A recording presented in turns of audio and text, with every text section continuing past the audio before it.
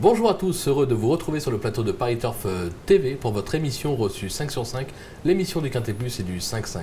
Pour m'accompagner aujourd'hui, Julien Cognam. Bonjour Julien. Bonjour Philippe, bonjour à tous. Julien, direction Dieppe ce mardi avec une épreuve sur les haies, 3800 mètres, 5 ans et plus, un tracé corde à droite, une épreuve pas simple à décrypter. Non, c'est le moins qu'on puisse dire, c'est un quintet très compliqué, sur un parcours coulant où c'est pas toujours facile de revenir. On a eu l'habitude qu'à Dieppe, ça se dispute en terrain très lourd, souvent, bizarrement, à cette époque de l'année. Cette année, ça devrait être juste souple. Donc certainement priorité aux chevaux qui vont un peu dans le groupe de tête. Bon, on va voir ça. On va surtout essayer de faire aussi bien que par rapport au prix de Diane, puisque, je vous rappelle, Julien était assis à cette même place la dernière fois pour le prix de Diane. Et à l'arrivée, le Quintet Plus, le 5-5, de surcroît, petit bonus, Erupt, la pépite qui gagne 6-7 contre 1, c'est ça? C'est ça.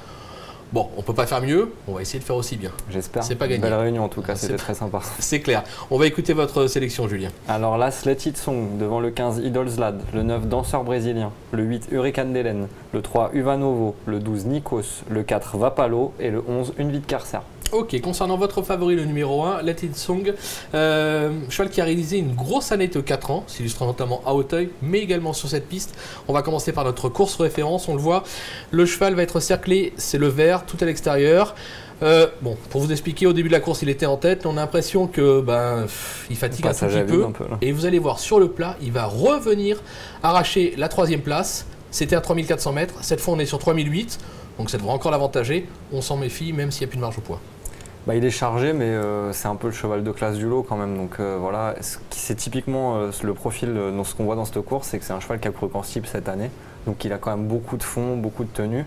Il revient en haie, où l'année dernière il a fait un festival toute l'année, un peu partout. Il a gagné, notamment à Auteuil en fin d'année. Moi je pense qu'on a certainement, voilà, il est venu en condition, il arrive certainement un peu pas loin de sa meilleure condition physique pour cette course. Retour en haie. Dieppe, on l'a vu, il a déjà bien fait, la distance nickel. Et Yann-Marie Porzi a gagné cette course l'an passé. Voilà, bon, c'est plein de petites choses qui font que moi c'est mon favori. C'est votre favori, voilà. On va vous suivre.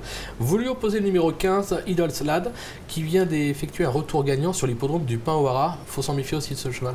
Ouais, c'était en plat, donc il a montré sa condition physique d'entrée. L'année dernière, dans des très bons quintets de 4 ans, là, il faut vraiment insister, c'est des très bons lots. Il a fait l'arrivée plusieurs reprises. On l'a laissé reprendre de la fraîcheur, rentrée gagnante en plat. Voilà, donc au plat très bien placé, moi j'aime au poids, pardon. J'aime beaucoup au niveau du poids.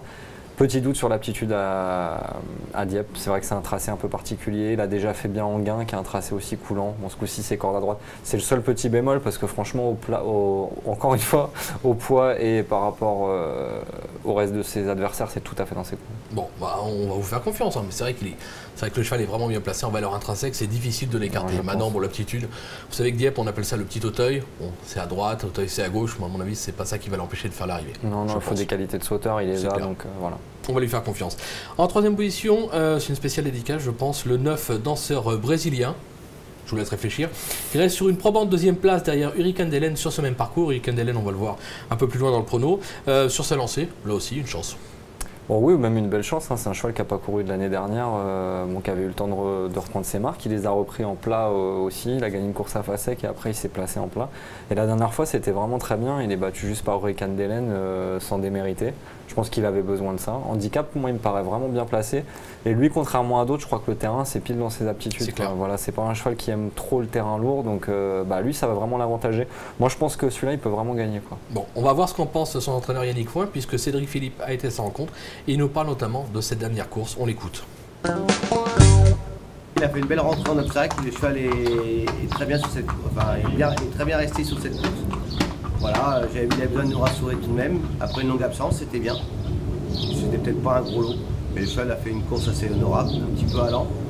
Il sera peut-être un peu moins prêt pour ce coup-ci. Et j'attends une bonne prestation de sa part. On sent la confiance dans les rangs de Yannick Foin, ce qui est assez logique. On va parler maintenant du numéro 8, Hurricane d'Hélène, qui est un mâle, contrairement à ce que son nom indique, qui a connu une longue interruption de carrière. Il vient de renouer avec le succès. Là aussi, attention. Bah ouais, devant Danseur Brésilien. Donc la ligne, hein, on va reprendre les deux, parce que je crois que les conditions de poids sont quasi similaires. Tout à fait.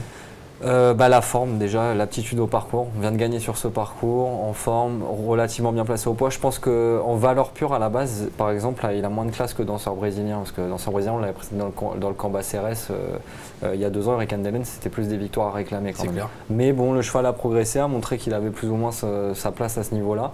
Et il reste sur une victoire, donc moi j'ai fait confiance. Et j'adore Johan Gouraud, donc c'est fait un super travail. C'est fait, spécial dédicace. Voilà. Le numéro 3 maintenant, Uvanovo, qui n'a pratiquement jamais déçu. La province, il adore. Là aussi, on s'en méfie peut-être plus pour une place. On sait pas trop en fait. Lui, c'est un peu l'X de la course, comme on dit souvent. Parce qu'en haie, il a toujours fini dans les 3 premiers. Par une fois, je crois qu'il était resté au poteau. Donc, c'est vraiment un métronome. Au poids, on lui fait pas de cadeau. C'est sûr que là, vraiment, il y a vraiment une valeur de méfiance. Bon, maintenant, le cheval, comme vous avez dit, il a bourlingué, il a fait beaucoup d'hippodromes différents, toujours en courant bien. La rentrée à Nantes, c'était un lot très correct et elle est vraiment bonne parce qu'il a un peu tiré. Il a logiquement demandé un petit peu à souffler pour finir. Mais moi, ça m'a vraiment beaucoup plu, quoi. Donc, gagner peut-être compliqué parce que vraiment, on lui fait pas de cadeau au poids, mais normalement, le cheval doit faire l'arrivée. D'accord. On va conclure avec une nouvelle info terrain. Philippe Chemin, l'entraîneur du numéro 10, Câlin d'Aubois, va venir sur son cheval et notamment sur son aptitude corde à droite. On l'écoute. Il va très bien faire Dieppe parce que le cheval est droitier. Hein, c'est un cheval droitier. Non, j'en attends une très bonne course. Bon, je sais bien que le terrain serait un petit peu plus souple, ça serait que mieux, hein, même voire collant, mais bon, c'est comme c'est, hein, mais c'est vrai que non, le cheval est resté très bien. À cette valeur, il peut gagner? J'en sais rien, moi, je ne suis pas prétentieux comme ça, non, mais le cheval, pour moi, il va être dans les 5 premiers parce qu'il est bien placé au poids, il n'y a rien à dire. Bon voilà, il n'aura pas son terrain, c'est probablement la raison pour laquelle vous ne l'avez pas retenu dans les 8, ça faisait partie de vos regrets. Si on avait annoncé un terrain un peu plus souple, vous l'auriez peut-être remonté un petit peu. Ouais, bien sûr. Voilà. Sur Boropila, Philippe Chemin, clairement, très confiant. Donc, on va s'en méfier. Dans le champ, pour une place. Voilà. Dans le champ, il faut le mettre. Voilà, mais pour la gagne, ça va être quand même assez compliqué. C'est sûr. Julien, on va se quitter avec un petit chocolat pour la réunion dans les 8e, je crois. Oui, handicap de vieux tonton. C'est des réunions où on se fait plaisir. Donc c'est pour nos amis parieurs qui sont un petit peu qui aiment les paris spéculatifs. Mind Twist, le 803 à Patrick Montfort, qui revient gentiment, qui a fait une belle année l'an passé, qui avait besoin de courir un petit peu. Là, moi, je pense que c'est un pari marrant, parce qu'il va y avoir une belle cote. Et il y a Umberto Rispoli, qui nous a fait plaisir hier. Donc voilà.